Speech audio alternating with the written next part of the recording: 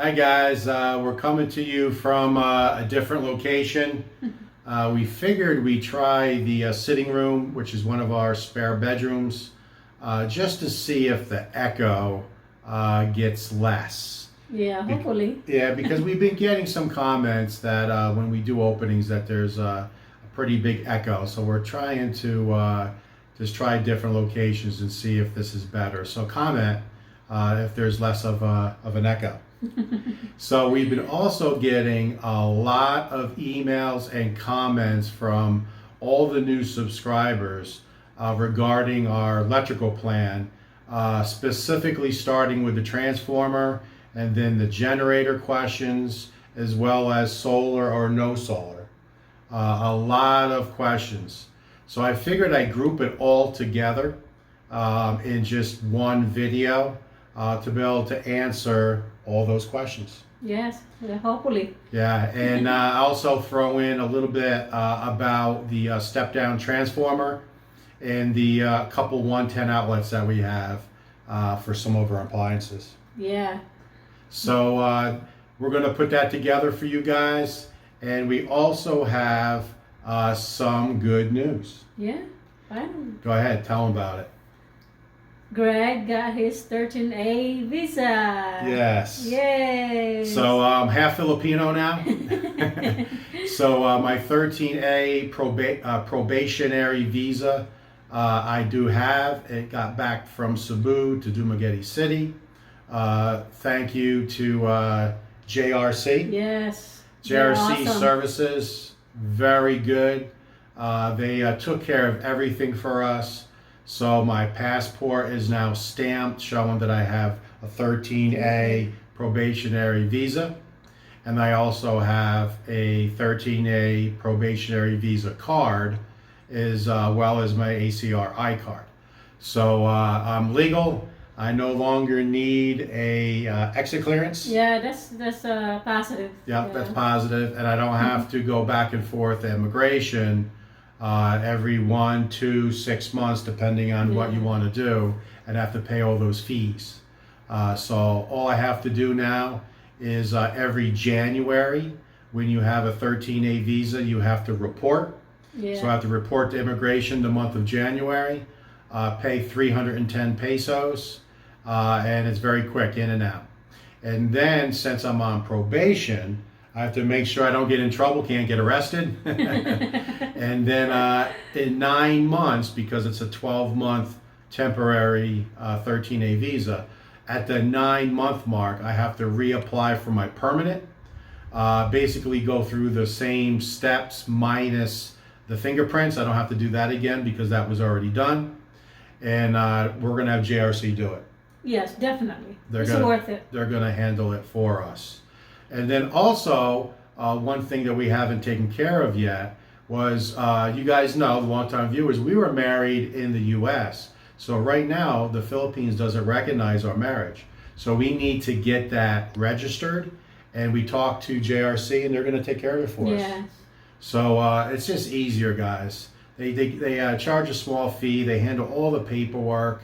They able to get in and out of these government agencies very quickly. And we'll have our marriage registered with the PSA. PSA, yes. In the Philippines will be officially registered, so the Philippines will recognize our U.S. marriage. I think that's important to get that done as well. So lastly, our pool heater. We took it out for a test run, and we'll show you what it looks like real quick.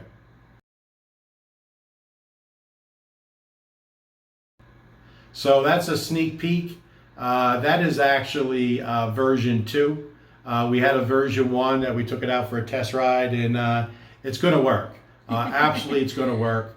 I'm going to say the water coming out on a hot day about 10 degrees hotter, but now we went to phase 2 that you just saw a sneak peek of. I think it's going to be better than 10 degrees hotter because we basically doubled the amount of hose. Yes. And then we also painted the hose black.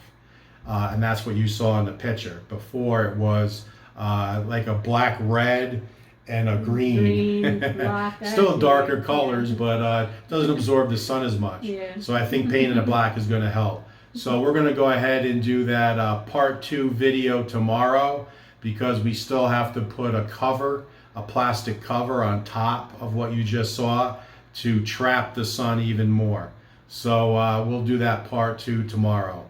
So enjoy today's video on a walkthrough of our electrical plan in our house here in Darwin, Negros Oriental. So many people have been asking about our electrical plan. So it all starts with that primary power coming into the pole that's right across from our house. There's our transformer that we invested in. That's an 87,000 peso purchase. You can see our meter as well. Right below the meter in that tan box is a 100 amp breaker. So the power comes down to there, and that's where the meter gets read once a month. And what we did was we buried the wires underneath the road right there, leading up to the house, and then it goes through our wall and goes all the way up buried to the utility room.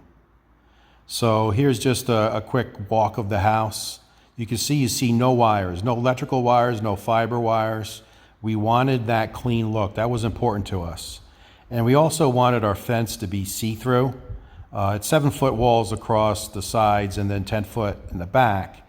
But we wanted to be inviting. And as you can see, you could walk right up and see our property. So here's a look from inside the fence. Again, the wire is buried all the way up to the utility room. You see no wires.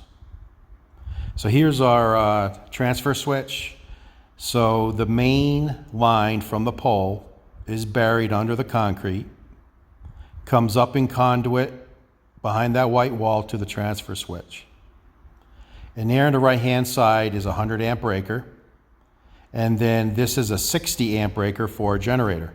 So if you turn off the 100 amp, turns the service off from the grid, you switch over and you can flip up the 60 amp, and now you can run the generator to electrify the house.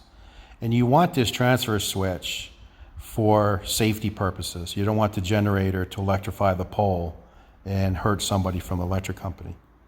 So the electric itself goes up behind that wall, above the ceiling, all in conduit, and goes out to the main panel that's in the kitchen area.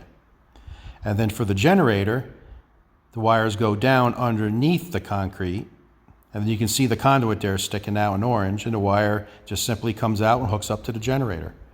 Very, very simple. So all the wires are buried in conduit, in the walls, up into the ceiling. So what we did is we actually installed 2 panels. The small panel to the left is the heavy draw. So it's our 4 air cons and our 2 water heaters. And then the rest of the house and the pool pump is all on the right side panel. So that makes a lot of sense talking about having solar someday. So there's an example of a hot water heater that's in our spare bathroom. So that would be considered a heavy draw. 2.5 horsepower aircon in the main living area, a 2 horsepower aircon in the master bedroom, and then both spare rooms, 1.5 horse. In talking to that 4th company in Dumaguete City about solar, I mentioned this 2-panel approach with all the large electrical burden on one panel by itself with a jumper, and then everything else in the house, including the pool pump, in a panel by itself. And he said that that is a good idea because our inverter can basically run everything on this panel except this panel. This would always be hooked to the grid, and then this would be a hybrid system to basically throughout the day, the system would run everything in the house except for the 4 air cons and the 2 hot water heaters. That would always be tied to the grid. and this would be tied to the smaller system to run everything else in the house, including the pool pump. And then if you guys remember, the longtime viewers, we actually piped in an additional conduit that goes up into the ceiling joist, up there above the ceiling. So that would be ideal, because then coming from the inverter, we can run the wires down without interrupting any chipping of the concrete and having to do any patchwork, because we had that additional conduit piped in, knowing that at some point we may be looking at going solar. Another viewer request was to go over the 110 outlet that we installed in the house. So typically in the Philippines, all 220 outlets are horizontal, and 110 outlets are vertical. So that tells whoever's using them that if you see horizontal, it's a 220, and if it's a 110, it's vertical. So that's pretty important to know the difference. But I also have a ground protector here that goes out to six different 110 outlets. And I'll go ahead and drop that down for now. So we have both. And obviously the majority of the home, you can see our new toaster we just got. We haven't had a toaster in 2 years. So we finally broke down and bought one. So you can see throughout the house, and this happens to be just a nightlight, but throughout the house, all the outlets are horizontal. So 99% of the outlets are 220, makes sense. But wherever you are going to use 110, if you're from the US and you happen to bring some appliances that are 110, and I would say don't do that unless it's something you just can't find. Keurigs are very hard to locate in the Philippines, and we love our coffee, so we brought our 110 Keurig. Magic Bowl as well, 110 for making some shakes, and a can opener. So they are 110 appliances, and that's basically, other than my tools that charge the lithium batteries with 110, that's really the only three 110 appliances that we brought. So we knew we were going to have a hard time finding a Keurig in the Philippines. So we just simply installed one 110 outlet here. And then the dirty kitchen's on the other side. We did another 110 out there so I can use it for charging my batteries for all my Cobalt tools. So all we did, this is very simple, and I know there's other ways of doing it, but we just wanted to keep it simple. I bought 2 step-down transformers. So here is a 3,000 watt AVR. So what it does is when you engage it, it goes up, and you can see once again, having the transformer out at the pole, your own transformer that only you use, look at the power. It's always on 220. And our apartment that we had in Talai, there was times where it would read 190, and that's because your neighbors is using a lot of electricity. And your appliances will work, but you're not doing them any favors, especially the electronics, TVs and stereos. Very, very important to have proper volts coming in. So you can see we have a steady 220, and it doesn't surge at all. So that shows this, but this also is a step down. So it's going to even out the power, though we don't need to because we have a transformer, but it's also going to allow us to have 110 plugs. So in the back of this, we hardwired down to this outlet and then jump from here over to the outlet outside. So now when we turn this breaker on, this is plugged in to a 220 outlet that's in behind here. And then we have hardwired coming out, going in behind the backsplash to electrify this, and it's 110. So That's what allows us to use these 110 appliances. So all we have to do in the morning when we want coffee, we just have to flip the switch, shut the door, so you got your clean look, you don't see any wires, and you have good clean 110 power for the appliances. So I'll show you the outlet in the dirty kitchen. So what we did with the dirty kitchen is we basically matched outlet for outlet. We wanted the dirty kitchen to be a shared wall with the inside normal kitchen. And we wanted a doorway close to the two areas, because you do see some dirty kitchens where you got to go for a little bit of a hike to go back and forth. And Wilma was adamant about that. We didn't want to put the dirty kitchen, down over this way. We wanted it to be shared, and it was very easy to run the electric because on the opposite side, there's a 220 and there's a 220 outlet here. So we just mirrored it all the way down, keeping it very, very simple. And the same thing with the water.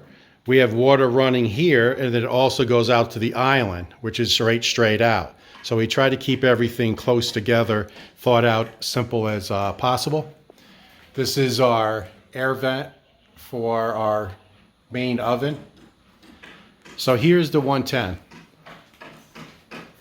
Again, it's vertical. And as long as I turn on the step-down transformer, it will electrify this.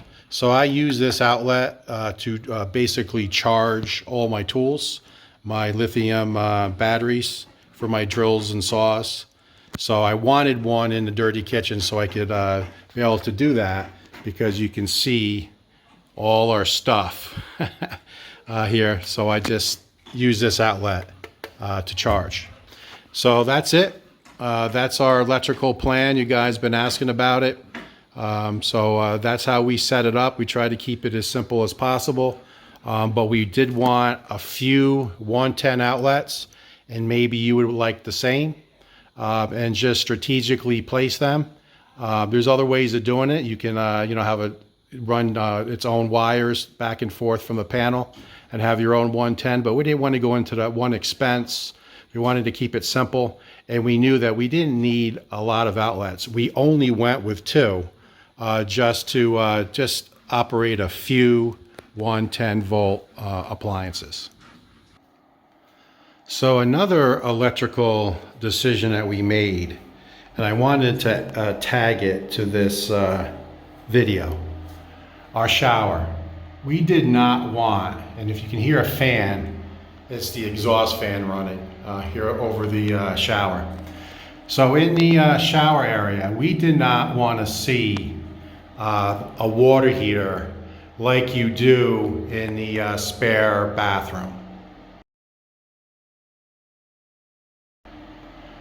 We wanted that the clean look, just the shower heads alone. That's it, nothing else. So to have hot water for both of these areas, we decided to put the hot water heater, and you have to buy a multi-point, and we put it inside the vanity. So inside the vanity is where the hot water is. It gives you hot water here, as well as the two showers. So we just thought that that was a nice look. It's a Panasonic. It works excellent.